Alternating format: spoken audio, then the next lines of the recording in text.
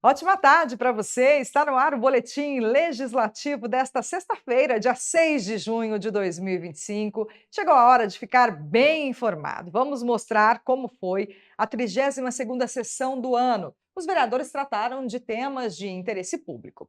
O programa São José Unida realiza reunião para analisar o cenário da segurança pública aqui na cidade e apresentar as ações que estão planejadas. A gente fala ainda sobre os roteiros de observação de aves lançados pela Secretaria de Turismo do Estado. E tem sugestão aqui de São José. Então vamos juntos, que o boletim já começou. Para iniciar esta edição, a gente apresenta os assuntos tratados em plenário durante a 32ª sessão do ano. Entre os projetos aprovados durante a 32ª sessão está a proposta, encaminhada pela Prefeitura, que altera a regulamentação do serviço de transporte escolar na cidade. A mudança permite o uso de veículos com até 20 anos de fabricação, sendo este o limite máximo para atuar na atividade. Ainda segundo a lei, todos os automóveis que prestam um serviço devem passar por vistorias periódicas para garantir as condições de segurança necessárias. A alteração para o limite de 20 anos partiu de uma reivindicação da categoria que alegou dificuldade de renovar a frota em função dos impactos financeiros da pandemia da Covid-19. A norma anterior obrigava a renovação dos veículos a partir de 15 anos de fabricação. Outro projeto de autoria da Prefeitura, que também foi aprovado na sessão, extingue 88 casos de monitoria e cria 50 funções de supervisão nos órgãos do Poder Executivo, que deverão ser ocupados exclusivamente por servidores efetivos. De acordo com a proposta, a mudança dará mais eficiência nos serviços públicos.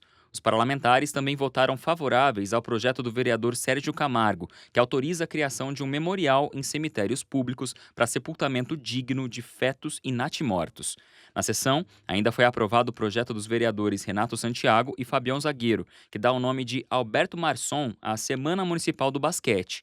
A atividade, que integra o calendário de eventos de São José desde 2019, é realizada na semana do dia 24 de fevereiro, dia do nascimento de Alberto Marçom. Ele foi medalhista de bronze nas Olimpíadas de Londres em 1948 e faleceu aos 93 anos em 2018. Outra proposta aprovada foi para a concessão de honraria. As sessões da Câmara são realizadas todas as terças e quintas-feiras, com transmissão ao vivo a partir das 4 da tarde. Você pode acompanhar os trabalhos em plenário na íntegra no nosso canal no YouTube.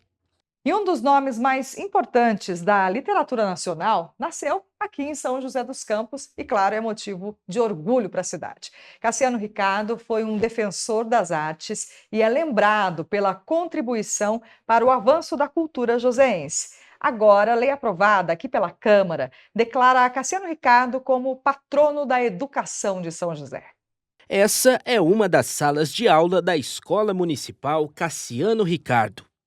Por aqui, as crianças aprendem sobre o escritor desde cedo. Quem foi Cassiano Ricardo? Alguém aqui sabe? Um moço. Que moço que foi esse? Ele escreveu. Ele escreveu, né? Onde ele nasceu? Aqui. Aqui onde? Aqui na nossa escola. Na nossa cidade. Cassiano Ricardo, nome conhecido na cidade, foi um poeta, ensaísta e jornalista nascido em São José. Ele foi membro da Academia Brasileira de Letras. A contribuição para a cidade foi enorme. É um grande nome, um grande ícone da nossa cidade, um grande poeta, jornalista, educador, uma figura notável que nós temos em São José dos Campos. A importância de Cassiano Ricardo para a literatura do país é motivo de orgulho para São José, tanto que pela cidade são várias as homenagens. Como vimos, o nome dele foi dado a uma escola, mas também a uma avenida e a biblioteca municipal. Até mesmo uma honraria da Câmara leva o nome dele, a medalha Cassiano Ricardo. Agora, este poeta joseense ganhou um novo reconhecimento. Um projeto aprovado de autoria do vereador Zé Luiz declarou Cassiano Ricardo como patrono da educação da cidade. Na verdade, são várias pessoas que acompanham o legado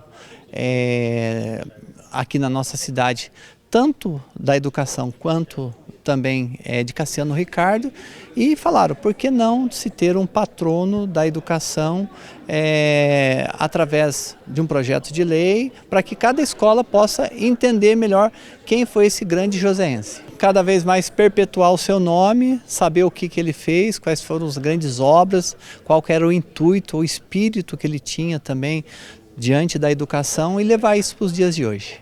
A notícia da aprovação do projeto foi comemorada na Escola Municipal Cassiano Ricardo. A história do poeta, que já era tema de diversas atividades, agora ganha ainda mais valorização. Os alunos vão aprender sobre o patrono da educação do município, alguém que deixou um legado para o ensino de São José. A gente geralmente lê algum poema, a gente procura o mais adequado, faz um planejamento prévio, procura o que dá para a gente falar com eles, porque ele falava muito de natureza, ele falava do ser humano e falava de São José. Esse que a gente traz aqui, a flauta que me roubaram, fala do nosso Rio Paraíba, fala da nossa natureza, fala dos seres humanos. Então é um bom disparador aí, a gente trabalha isso tudo com eles, lê o poema e vai puxando deles o que eles entenderam, o que falta que eles entendam melhor, né? E assim a gente vai trabalhando.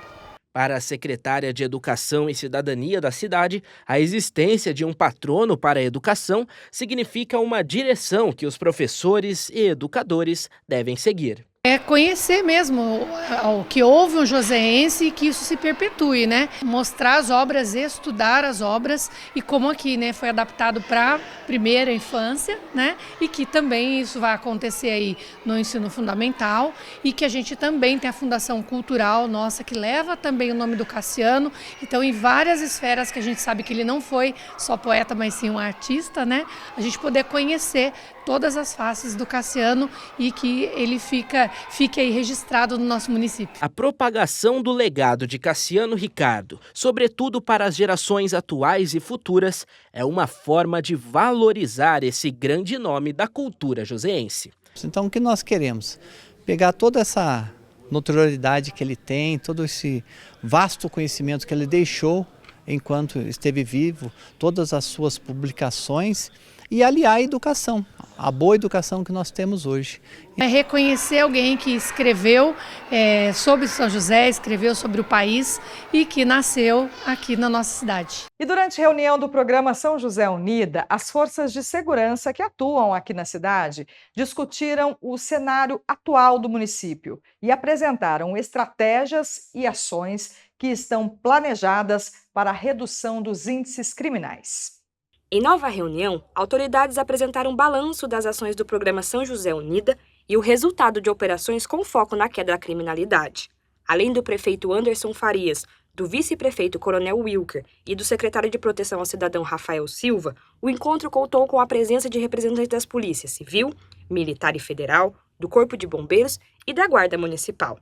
Também participaram da reunião os vereadores Renato Santiago, Cláudio Apolinário e Marcão da Academia. Na reunião, foi destacada a queda nos índices de homicídios em São José. Os resultados mostram que o acerto que foi essa construção que temos hoje. Redução de criminalidades como o homicídio aqui, desde 2001 até 2024, de 231 para apenas 23, é um número significativo dentre das cidades do Porto de São José dos Campos. O delegado responsável pela Delegacia de Defesa da Mulher aproveitou a ocasião para comentar sobre o início do atendimento 24 horas na unidade.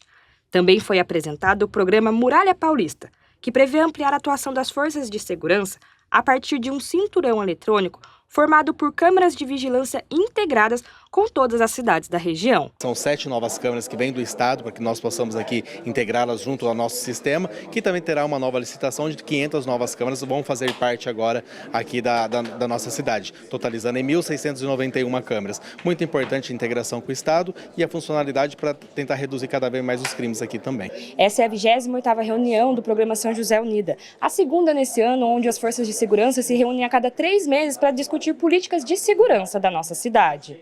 Para os vereadores presentes, o programa São José Unida tem contribuído para o fortalecimento das forças de segurança pública e na melhora dos índices de criminalidade. São José Unida hoje tem sido uma referência não apenas para a nossa região, mas para todo o país, né? Os números são extraordinários, os números que foram mostrados. São José dos Campos hoje em nível nacional demonstra o menor índice de homicídio, 3,28. Então isso é de grande importância e nós como Poder Legislativo estarmos aqui representando o Poder Legislativo, representando a Casa, para entender tudo o que está acontecendo e demonstrar para a população. Integração da Polícia Civil, Polícia Militar, Corpo de Bombeiros, Polícia Federal, Polícia Rodoviária Federal, todos integrados, utilizando a inteligência tecnológica para que a gente possa alcançar números tão expressivos como os que foram apresentados aqui. Os parlamentares ainda reforçaram que a Câmara também tem o papel de contribuir com o trabalho realizado, apoiando as ações pautadas na segurança e cobrando medidas das autoridades. Todos esses números nos auxiliam. Por exemplo, nós temos um grande problema em São José dos Campos com relação às adegas. Então, os números demonstrados que nas regiões de adega tem um maior índice de criminalidade, isso nos ajuda a propor projetos que minimizem esses riscos. Quando os números da criminalidade, especificamente, diminuem, a gente também consegue ser mais específico das nossas ações, seja ela na atuação na área de segurança, ou também conseguindo colocar forças em outras áreas que são de prevenção, como a educação, o esporte, que consequentemente levam a uma maior segurança. Então, isso facilita demais o nosso trabalho legislativo. Na agenda de serviço de hoje, tem vagas para diferentes funções. Vamos ver.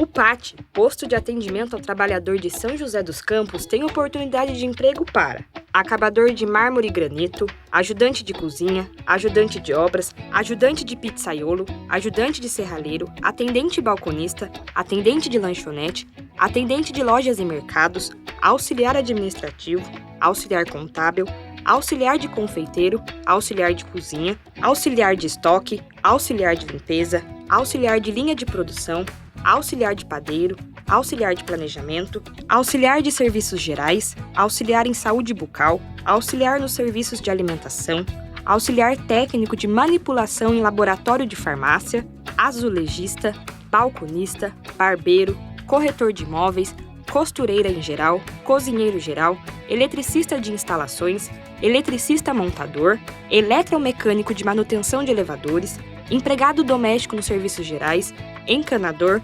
fisioterapeuta geral, garçom, motorista de caminhão guincho pesado com muque, motorista entregador, motorista operacional de guincho, operador de máquinas de construção civil e mineração, operador de teleatendimento ativo, pintor, repositor em supermercado, saladeiro, serralheiro, servente de pedreiro, supervisor de atendimento ao cliente, técnico de instrumentação, técnico de materiais, técnico em eletrotécnica, telhador de telhas metálicas, tubista e vendedor interno. E ainda há vagas para pessoas com deficiência nos cargos de operador de teleatendimento ativo.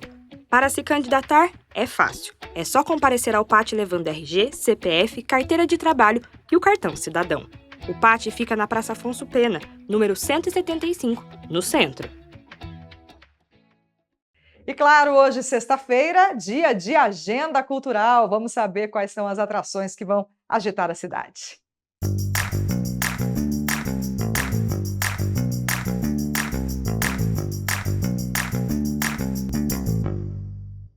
Bora saber o que vai acontecer aqui em São José nesse final de semana? Luísa Minas com a gente, tudo bem, Lu? E aí, Fran, animada para curtir o final de semana? Sempre animada. Agora eu quero saber, né, o que vai rolar na cidade. Muita coisa boa? Muita coisa boa. Inclusive, a agenda dessa semana já começa com comida boa, rolando a partir de hoje lá no Parque Vicentina Aranha. É o festival Mais Gastronomia, que chega com a sua 7ª edição. Com um menu variado de comidas como pastel, comida árabe, culinária japonesa e, claro, sobremesas, o festival reunirá 38 operações gastronômicas, 15 delas são estreantes, então, além de proporcionar lazer e diversão, fortalece também a economia aqui da cidade. Então, para você que quer curtir o festival, começa esse final de semana, mas também tem no próximo, sexta, sábado e domingo, só conferir os horários certinho e não paga nada para entrar, só chegar por lá. Agora, para os amantes da literatura, o último final de semana do Festival Elos da Língua acontece em diversos pontos de São Francisco Xavier. O evento, que chega com a sua 4ª edição, reúne a comunidade local, visitantes e artistas em torno do tema Toda Palavra Lavra. E nesse final de semana, atrações como Chico Sá e Juca Kfouri, cortejo com o Baque Chico, show com o Seu Mar e o encerramento do festival com o Bloco da Pedra Vermelha já estão confirmados. Então, para você conferir toda a programação completa, é só acessar o site elosdalingua.com.br, mas a entrada é gratuita em todos os dias. O festival também acontece sexta, sábado e domingo, e aí, como eu disse, tem várias atividades, é só acessar o site para conferir.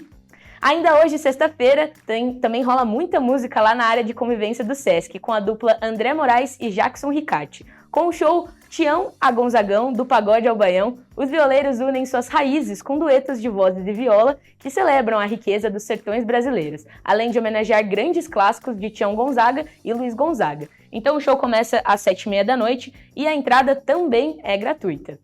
No sábado, o Coro de Câmara do Vale do Paraíba se apresenta no Cine Teatro Benedito Alves com o concerto O Feminino no Repertório Coral.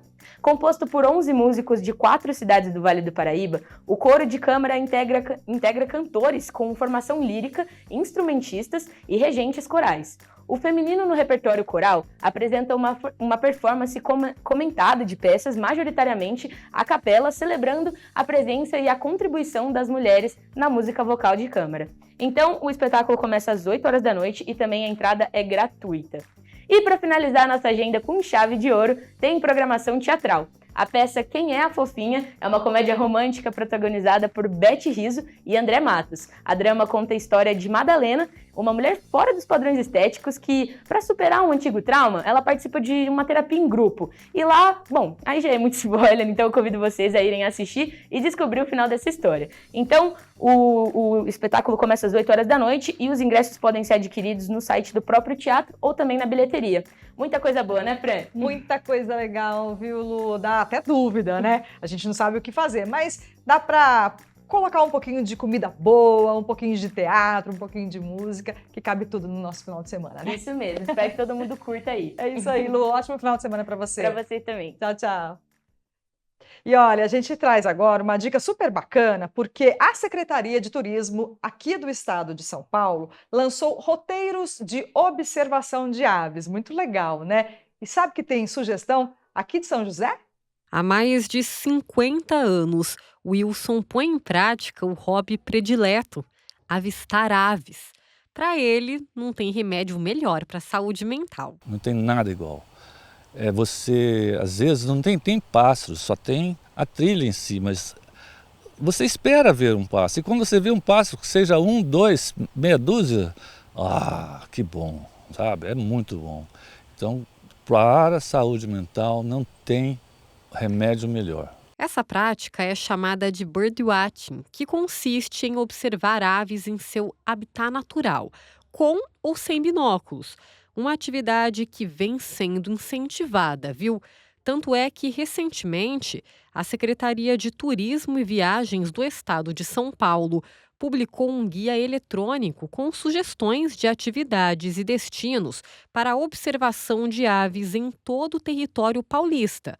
E São José dos Campos é um desses locais.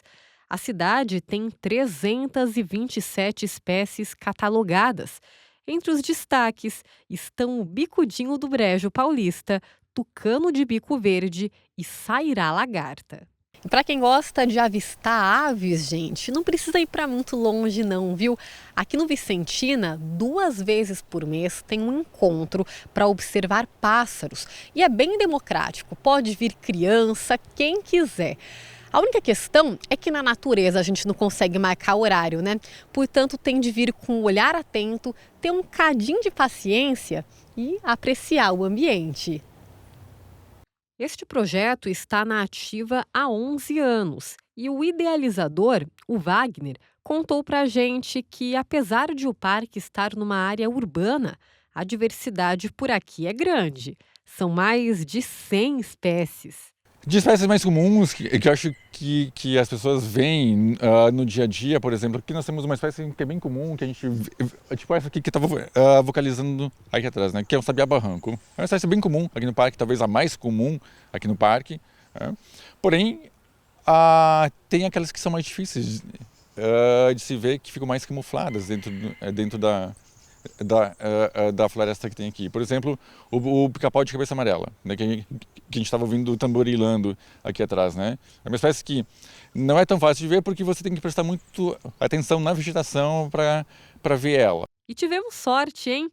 conseguimos avistar o pica-pau de cabeça amarela. Que privilégio, né? E ainda teve mais. Nos deparamos com o sabiá barranco e o periquitão maracanã, que estava ali em casalzinho. Olha que belezinha! O Wagner destacou que o conhecimento da fauna por parte dos frequentadores é um aliado na preservação. As pessoas se engajam em preservar e conservar aquilo que elas conhecem, né? Desconhecendo, por exemplo, a diversidade de espécies que tem aqui dentro, né? Fica muito mais difícil das pessoas valorizarem a malha verde também pela biodiversidade, não só pelo uso recreacional, mas também pela biodiversidade, que acabam sendo refúgios de biodiversidade dentro de uma área totalmente urbanizada, né? Vale lembrar que o Brasil está entre os países com a maior diversidade de aves do mundo. Perde para a Colômbia e está ali disputando a segunda colocação com o Peru. E o mais legal disso tudo é que o avistamento das aves é um programa inclusivo e que movimenta vários setores da economia, como lembra o Wilson. Tem pessoas que fazem turismo para a Ásia para ver pássaros, ou para a Europa, ou para a África, né? Então tem todos os tipos. E a questão também é que se você tem mais locais para poder passarinhar, por exemplo, parques municipais, pousadas que se especializam na observação de aves, isso faz com que a economia em volta do ecoturismo aumente. E essa economia do ecoturismo é uma das atividades que mais crescem na atividade econômica, sabe? E é uma atividade econômica muito democrática. Muito bacana, né? E olha, para você que curte esse tipo de atividade, está chegando o 5º Festival de Observação e Conservação de Aves de São Francisco Xavier. Então vamos saber os detalhes desse festival. A Fernanda Santos conta tudo para a gente. Oi, Fernanda, boa tarde.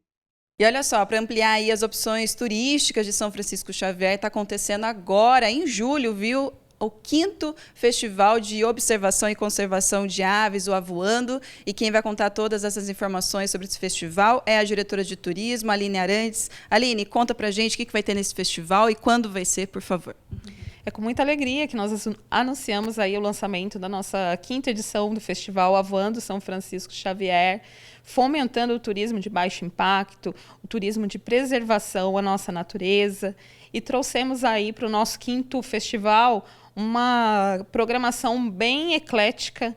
Teremos palestras, oficinas, show musical também está na programação, além de exposições e também uma feira de artesanato temática aí no assunto de aves e vida silvestre da nossa Serra da Mantiqueira. E a gente já está com o encarte aqui para o pessoal acompanhar. São várias espécies que a gente tem, viu, na nossa região. Olha que lindo. E as pessoas podem, né, adquirir esse encarte também, né? E fala mais um pouquinho, então, quando que vai ser esse festival, aonde também vai acontecer, por favor. Será de 4 a 6 de julho, em São Francisco Xavier, na Praça Cônego Manzi. E no dia 5 de julho, pela manhã, teremos uma programação de observação de aves também aqui no Parque Vicentina Aranha, aqui no centro, conectando toda a nossa cidade aí, né, na observação, na conscientização ambiental também. E sabemos que o birdwatching, que é a observação de aves, ela é uma atividade também econômica, que também gera renda, emprego, e é isso o turismo, né? Ele agrega aí todos os ambientes em prol do desenvolvimento de um local, de uma localidade. Aline, muito obrigada, viu, por participar do nosso Boletim Legislativo. É isso, gente. Ó, então, dia 4 a 6 de julho, na Praça Cônego Manzi, em São Francisco Xavier. Ó, a opção é o que não falta aí para você curtir aí em São Francisco, em São Chico, tá bom? Fernanda Santos para o Boletim Legislativo. Obrigada, Fernanda, pelas informações. Muito bacana, né, esse festival. E olha, a gente aproveita agora para saber como é que vai ficar o tempo no fim de semana aqui na cidade. A previsão do tempo para a tarde desta sexta-feira será de sol entre nuvens, com pancadas de chuva à tarde. À noite, o céu fica nublado e pode chuviscar. A mínima será de 16, com máxima esperada de até 28 graus. No sábado, o tempo segue parcialmente nublado, com sol entre nuvens, e pancadas de chuva à noite. A mínima será de 16 e a máxima prevista de 22 graus. Já no domingo, o dia será de sol e poucas nuvens. Há possibilidades de pancadas de chuva no final da tarde. E no início da noite, deve chover bastante. Os termômetros variam entre 15 e 23 graus. Termina aqui mais uma edição do Boletim Legislativo. Espero que você tenha aproveitado as informações. Não se esqueça que todo o conteúdo está disponível lá no YouTube TV Câmara SJC. Um ótimo fim de semana para você e a gente volta a se encontrar na segunda-feira. Até lá!